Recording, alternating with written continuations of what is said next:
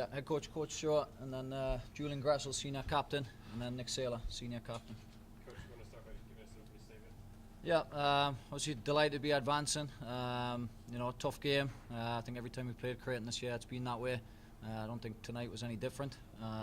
Disappointed that one of the biggest teams don't advance, but I think it's a credit to the biggest to have two teams playing for a spot in the Elite Eight. I think Creighton's a fantastic program and team. Commiserations to those guys, but obviously delighted for our team to be moving on. Take questions for the student athletes.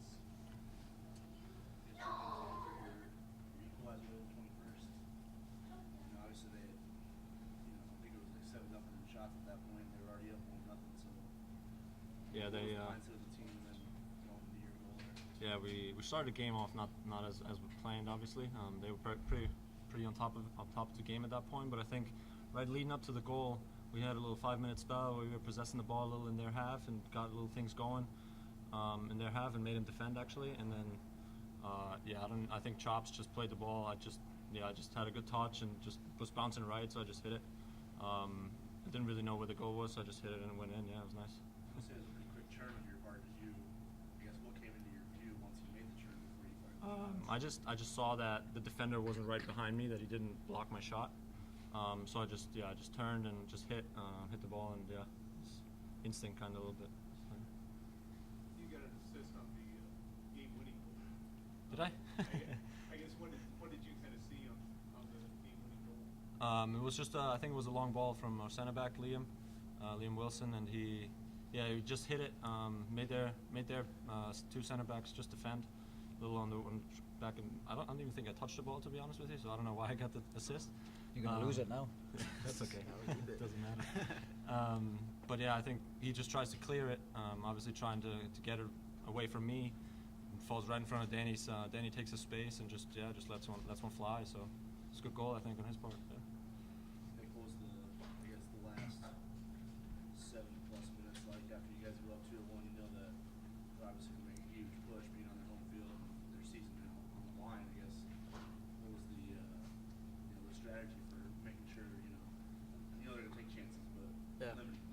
Yeah, well, I think after the goal, the first thing we always talk about is just stay composed, not to lose our way. But you're right, we knew that they were going to become guns blazing, and we really just had to withstand the pressure and just make sure we saw it out. I think credit to everybody, not just the back four and Colin, but we really all dug deep and made some blocks. Colin came up with a few saves, so we really just dug deep and just really wanted to advance, so we just believed and just fought with everything we had, just left it all out there. I guess for both guys,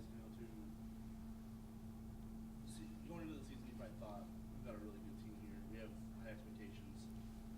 Then you fast forward to the end of it, you won the league, you won the Elite Eight, you probably thought, yeah, we could do that. But when you look at what you've lost as far as personnel goes, that's probably not how you expected it to go.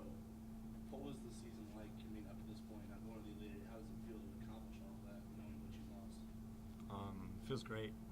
I'm very, very proud of all the guys that stepped in. Like it's an unbelievable team that we have, with all the guys that we lost due to injury. All the other guys that stepped in there stepped up and just like I don't even have words for it, to be honest, because it just makes me proud as a leader of that team that we have such a great team that can do stuff like that. And I knew that if we had a great team spirit, we could make up for some of those quality that we maybe lost. It's been an unbelievable ride, and I think we have a great team that really sticks together and just finds ways now to win. I think that going into the season, it was tough losing those guys, and we knew that we'd have to pick up the slack and everything like that. But there's something really special about this group.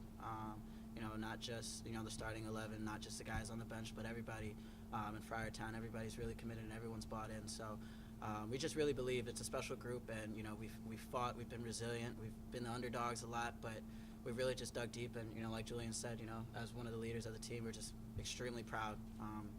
Words can't describe how proud we are, and we still have work to do. So we're just looking forward to getting back to campus and getting after it. Yes, Coach. Someone told you at the beginning of the season or after those injuries. Thank you, guys. Go ahead. How much did last week kind of carry over to this week with the way you Sure. the way you beat Maryland? It was a crazy game in Maryland, I think. It was unbelievable that we came back from 4-1 down. But we kind of said going into this week that we kind of want to put it behind us, because it happens too often in sports that an upset like that happens, and then you go on to the next game, and then all of a sudden that team that upset the number 1 seed loses the game and doesn't even really show up to play. So we kind of wanted to just move it behind us. Obviously, it gave us a lot of confidence, and we played with that. But it didn't win us the game today. We still had to play hard out there and play against a great opponent, obviously. Yeah, like Julian said, I know we definitely wanted to. Obviously, we enjoyed that moment. It was something special we'll always remember. But we didn't want to, dwell on it too much, because we really did have a big game today. But taking something from that game, I think just that fight and that commitment, when things aren't going well. Like today, we got scored on in the first 8 minutes, but we didn't lose our way. We didn't waver. We just stuck to the game plan, and I think that's been our mentality all season. But I don't think, but I think even more, we saw that more last week, where we're really in a tough spot and we really dug deep. So I think we kind of took that from last game. But again, like Julian said, we really just wanted to keep moving forward and really focus on Creighton. More questions for student athletes? Thanks, guys. Thank you. All right, thank you. Questions now? Coach. Just playing off what they talked about as far as what they accomplished this year. I know it's fine to talk about this match too, but I guess if someone told you you're going to win the Big East regular season outright and go to the Elite Eight after the injuries you sustained, what would you have told them? Yeah, I think we were just in the moment at the time. Obviously, you got the news of the injuries, and all happened at the beginning of the year, so it was tough times, I'll be honest.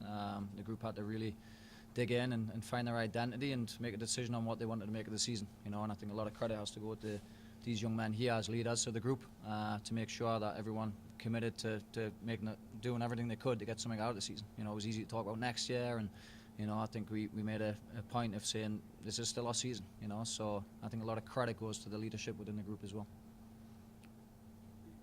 You were down right away, first 10 minutes. I guess, how did you feel like your guys kind of handled that, or what did they kind of do to kind of keep a level head and stay in the match? Yeah, it's tough every time you come here.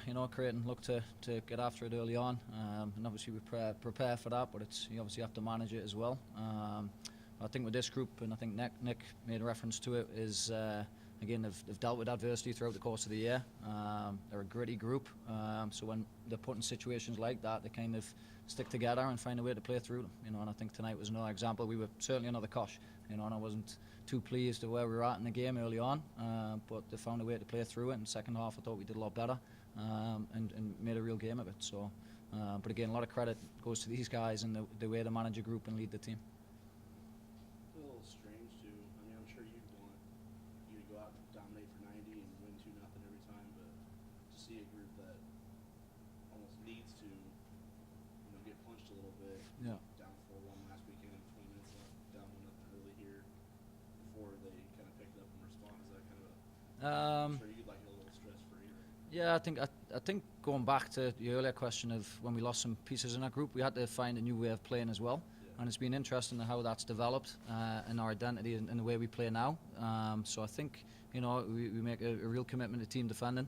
And if, again, goals might happen in those spells, but I think we find ways to stay in games and then capitalise on the other side. So I don't think we've, dominated 2 games all season, if I'm being honest. But I think the guys have really committed to game plans and committed to, again, what we're asking of them. And again, I think that's been interesting the way that's developed. I think had we had all our pieces, I think we could have potentially dominated some more games, but it shaped up a little bit differently. I guess when you look at the game winner, eventual game winner, it kind of went from 3-on-2 advantage Creighton to 3-on-2 advantage Providence, almost in like a split second. Yeah. It was a really quick counter. What did you see out of that sequence?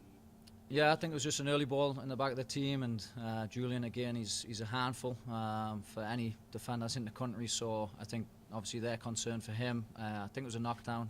Maybe Julie got a touch of it, but when it fell to Danny, he's very good and knows attacking, advancing with the ball like that.